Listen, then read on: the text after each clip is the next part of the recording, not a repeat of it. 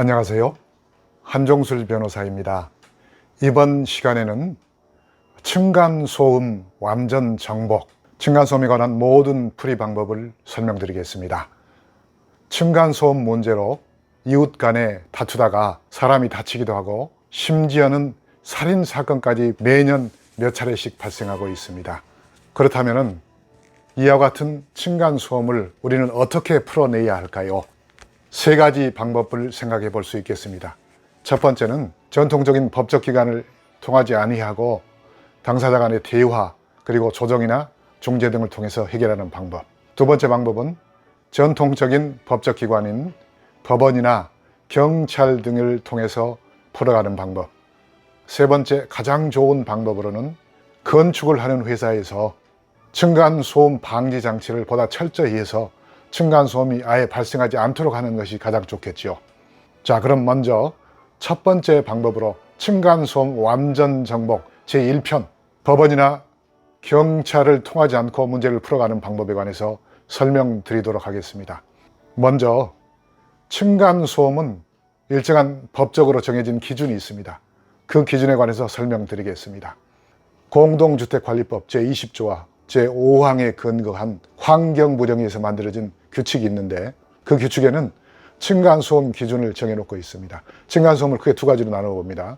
직접 충격소음과 공기전달소음 두 가지로 나누는데 직접 충격소음이라는 것은 걸어다닐 때 나는 소리, 아이들이 뛰어놀 때 나는 소리라거나 도구를 사용할 때 나는 소리, 공기전달소음이라는 것은 텔레비전 소리라든가 음향기구를 이용할 때 나는 소음 등을 생각해 볼 수 있겠습니다. 그리고 주관과 야관을 나눠서 각각 그 기준을 달리 설정하고 있는데 38dB 내지 45dB 정도로 그 기준을 설정해 놓고 있습니다. 이것을 초과할 때는 규제를 받는 층간소음이라고 그 기준을 설정해 놓고 있는 것입니다.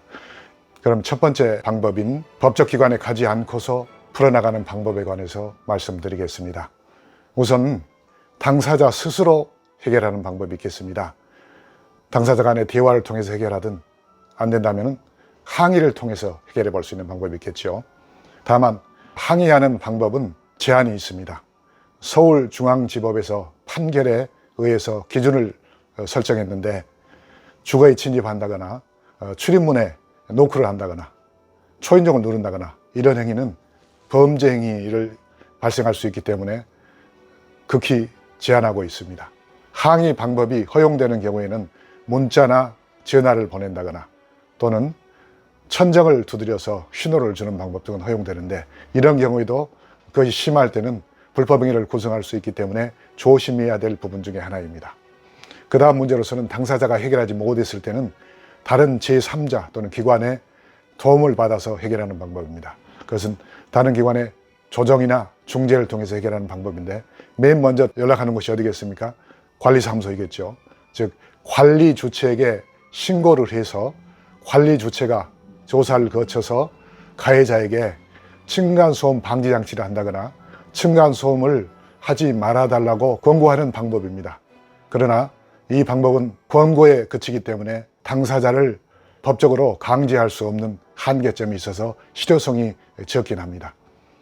그 다음 방법으로서는 조정을 신청하는 것입니다. 공동주택분쟁조정위원회라는 것이 있는데 국토부 산하에 중앙분쟁조정위원회가 있고 각 광역시와 시에 지방분쟁조정위원회가 있습니다. 그리고 환경분쟁조정위원회도 조정을 신청할 수가 있습니다.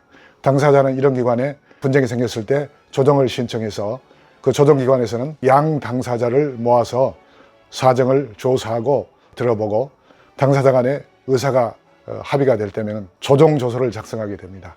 이때 작성되는 조정조서는 법원의 판결과 같은 효력이 있습니다. 그 다음으로는 중재의 방법이 있는데 한국환경공단 산하에 층간소음 이웃사회 센터라는 기관이 있는데 이곳에서 층간소음 문제를 많이 다루고 있습니다. 그리고 많은 층간소음 관련자들이 이용하고 있는 기관입니다. 이곳에서는 상담도 해주고 양 당사자에게 중재를 하기도 하고 나아가서는 층간소음을 측정해주기도 하는 그런 일을 하고 있습니다. 사람들이 쉽게 접근할 수 있어서 잘 이용하고 많이 이용하고 있는 기관입니다. 그리고 각 아파트마다 층간소음 관리위원회를 둘 수가 있는데 이것은 강제적으로 두게 되는 것은 아니고 임의적으로 둘 수 있는데 서울시 등 지방자치단체에서는 공동주택관리규약에다 이와 같은 층간소음 관리위원회를 둘 수 있도록 규정을 점차 권고하고 있습니다. 그렇다면 이 관리위원회에서 자치적으로 조사를 하고 또한 중재를 한다거나 하는 방법으로 해결할 수 있는 길이 열리게 되는 것입니다.